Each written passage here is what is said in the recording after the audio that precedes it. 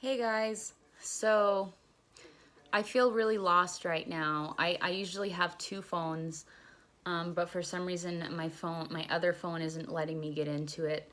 I usually have that connected to my speaker and I can jam out while I make my videos and it just kind of hypes me up some more and inspires me. But I have to make my video in silence, I guess.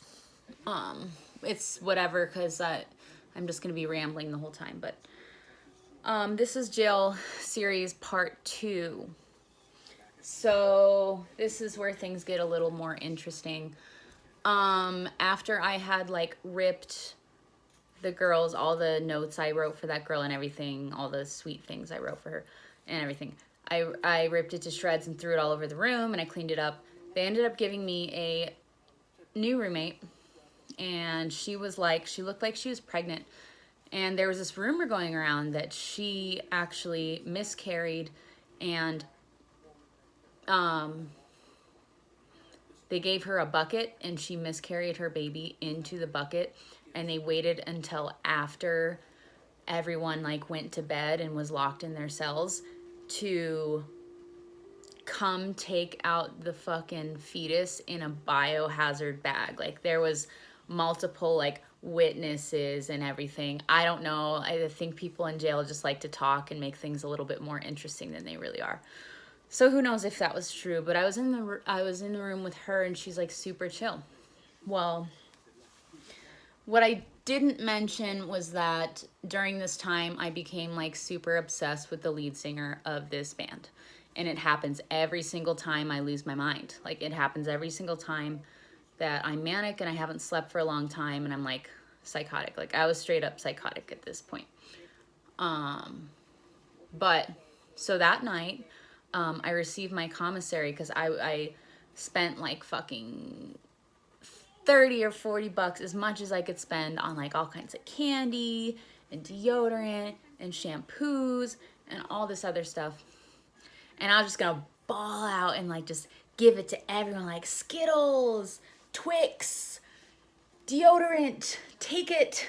Let's all be cool, like let's fucking party.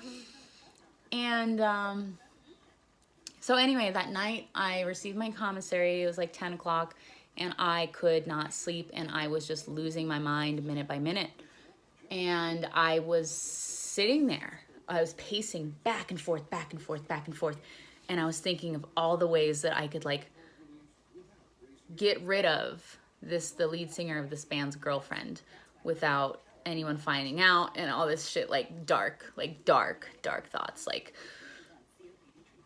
I wonder if I can get in trouble for saying that. Anyway, I was mental, okay? Like that was not me. That was whatever.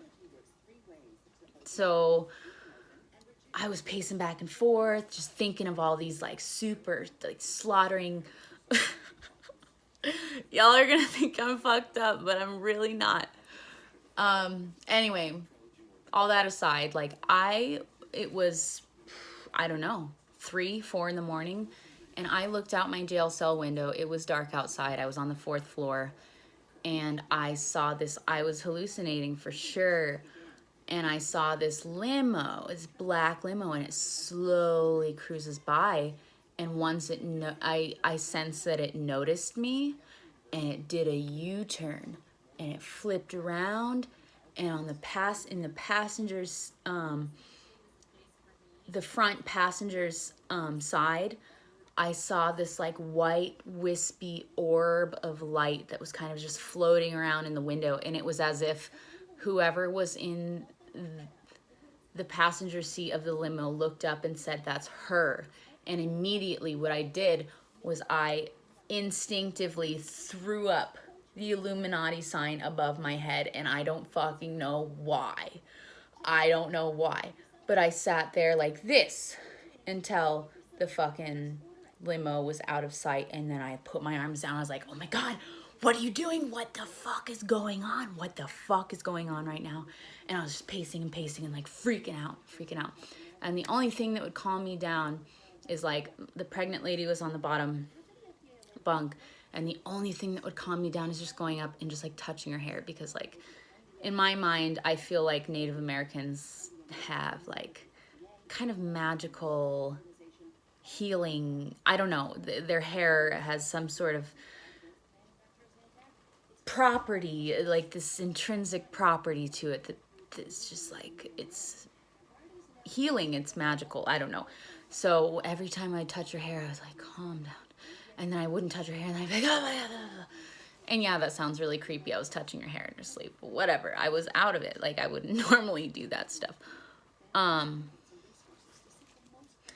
So I already told you guys some of the details in the jail girlfriends video about like trying to steal this girl's girlfriend in jail. That's what I did the next day, and I was like prank calling the criminal tip hotline, and I was just going fucking mad. And so I went to my room and I grabbed all of the evidence paper of like the criminal charges that I had. I had like this huge stack of like pictures from the scene, and I had like all this stuff of like police reports and everything else, and I started grabbing it. And it was like in Mean Girls when she took the burn book and she printed off all of the pages from the burn book, and she started going around the school and slipping them under doors and slapping them on lockers. That's literally what I did. I would walk up to people and be like, throw it at them, slip it under everyone's fucking door, and I was just going mad. And like everyone started getting riled up, and I went to my cell and I started just chucking candy and chucking shit at people. And I looked at my old Catholic roommate and I took the deodorant and I was like, here you go, you fucking stinky bitch. And like, she hung out with like this group of like super religious like Bible thumpers, and they would all just always be sitting at their circle table and just like like annoyingly laughing about everything. And I was just like, I want to punch all of their fucking faces in. Like, so there's this girl who especially annoyed me, and she had like dark hair. She kind of looked Jewish or something, but that doesn't matter. But I took a note and I wrote selfishness kills from the inside out, and I crinkled it up and I went out of my cell. At this point, everyone was like, blah, blah, blah, like yelling and staring at me and like laughing. And I went out there and I handed her the note, and I'm like, praying for you, praying for you, praying for you.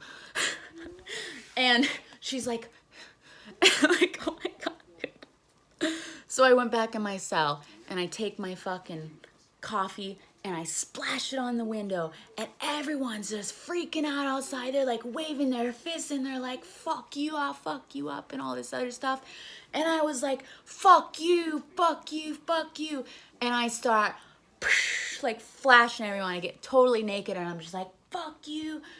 And I try and go out again to start some more chaos, and they had locked me in my cell. And I'm like, fuck. And then they made everyone go back to their cells because it was just a complete riot. And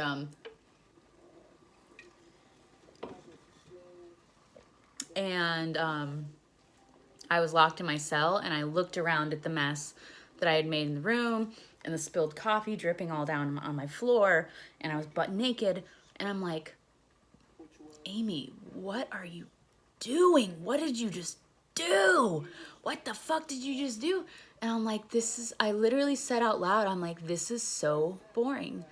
This display of fucking outrage and anger and this show that you just put on this is so boring. Why did you do that? This is boring. I'm not having a good time. I'm really not having a good time. And then at that point, 2 guards came in and they like cuffed my hands behind my back, and I was like, you guys, like, I don't know why I did that, and I plead insanity. I don't know why I did that. This is where it ends, and I will get to jail series part 3 at a later time. So peace out.